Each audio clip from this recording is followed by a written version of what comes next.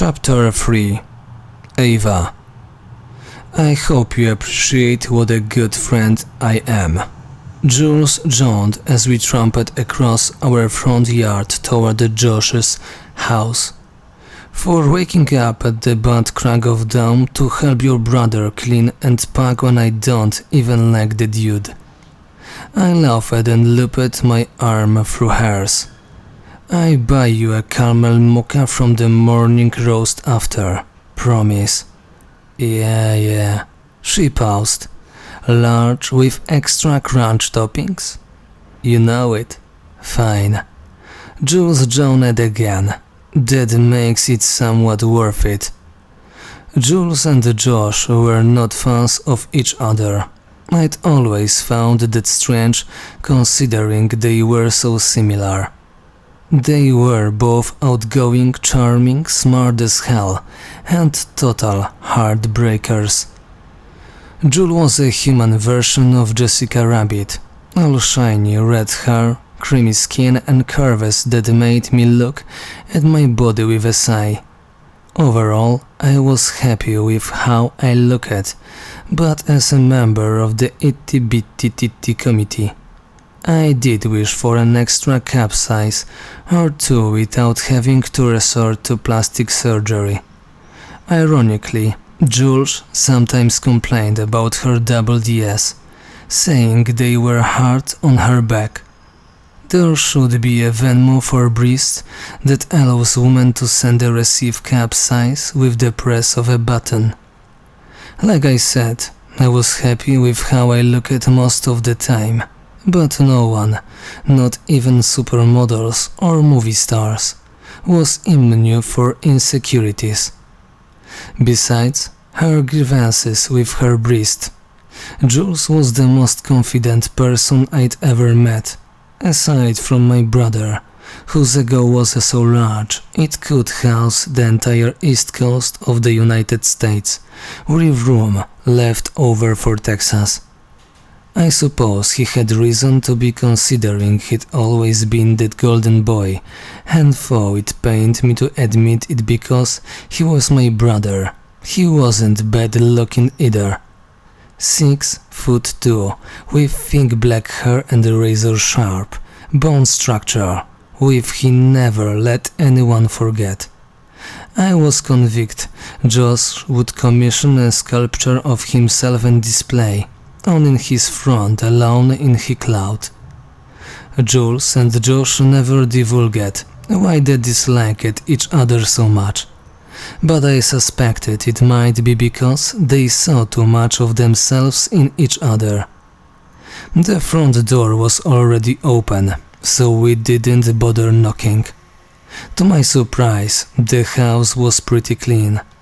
Josh had put most of his furniture into storage last week, and the only things left to pack were the couch, which someone would pick up later, a few stray kitchen items and the weird abstract painting in the living room.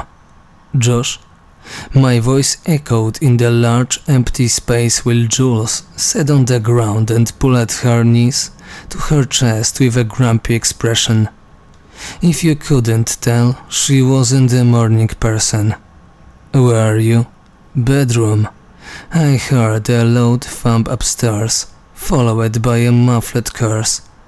A minute later, Josh came down holding a large cardboard box.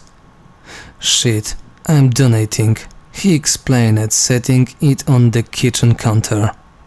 I wrinkled my nose. Put a shirt on, please. And deprive JR of her morning eye candy? Josh smirked. I'm not the cruel. I wasn't the only one who thought Jules looked like Jessica Rabbit. Josh always called her by the cartoon character's initials, which pissed her off to no end. Then again, everything Josh did pissed her off. Jules lifted her head and scowled. Please, I've seen better at the campus gym. Listen to Ava and put a shirt on before I lose last night's dinner. Methinks the lady doth protest too much. Josh drawled, slapping and hand against six-pack. The only things you'll be losing is... Okay. I slashed my arms through the air, cutting off the conversation before it went down a path that scarred me for life. Enough chit-chat. Let's get you packed up before you miss your flight.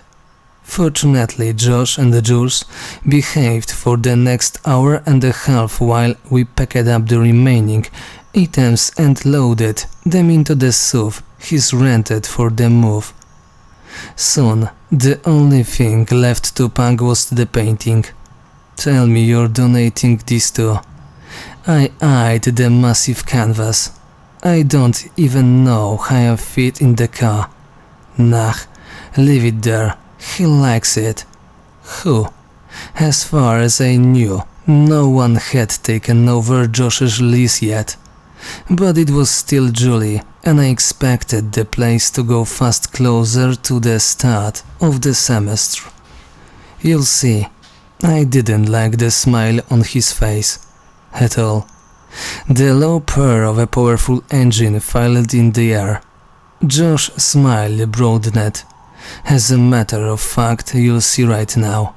Jules and I exchanged glances before we ran to the front door and pushed it open. A familiar Aston Martin idled in the driveway. The door opened and Alex stepped out, looking more gorgeous than any human had the right to look in jeans, aviators and a black button-down shirt with the sleeves rolled up. He took off his sunglasses and assessed, with half-cool eyes, unfazed by the mini welcoming party on the front steps. Only, I didn't feel particularly welcoming. But that's Alex. I stammered, looking mighty fine, might I add. Jules nudged me in the ribs, and I scowled in response. Who cared if he was hot? He was a jerk. Hey dude. Jules slapped hands with Alex. Where's your stuff?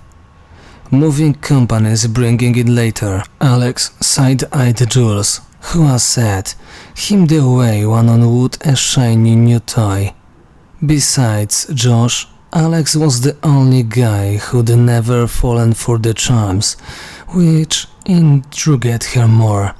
He was a sucker for a good challenge, probably because most guys feel at her feet before she even opened her mouth.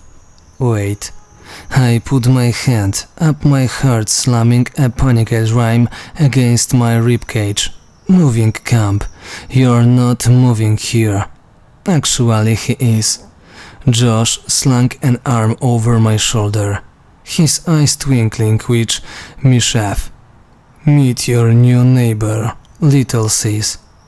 My eyes ping-ponged between him and Alex, who couldn't look more bored by the conversation. No, there was only one reason Alex Volkov would leave his cushy DC penthouse and move back to Hazelberg, and I bet my new camera it had nothing to do with nostalgia for his college days. No. Yes.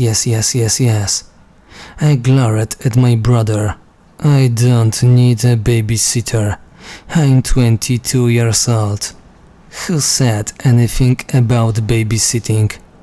Josh shrugged. He's looking after the house for me. I'm moving back in when I return next year, so it makes sense. Bullshit. You want him to keep an eye on me. That's a bonus. Josh's face softened. It doesn't hurt to have someone you can rely on when I'm not here, especially given this whole thing with Liam. I winced at the mention of my ex. Liam had been blowing up my phone since I caught him cheating on me a month and a half ago. He'd even shown up at the gallery where I worked a few times, beginning for another chance. I wasn't devastated by our breakup. We dated for a few months and I hadn't been in love with him or anything, but the situation had brought all my insecurities to the surface. Josh worried about Liam getting out of hand, but let's be honest, Liam was a Brooks brother-wearing, polo-playing trust-fund baby. I doubted he'd do anything that would mess up his perfectly gallant hair.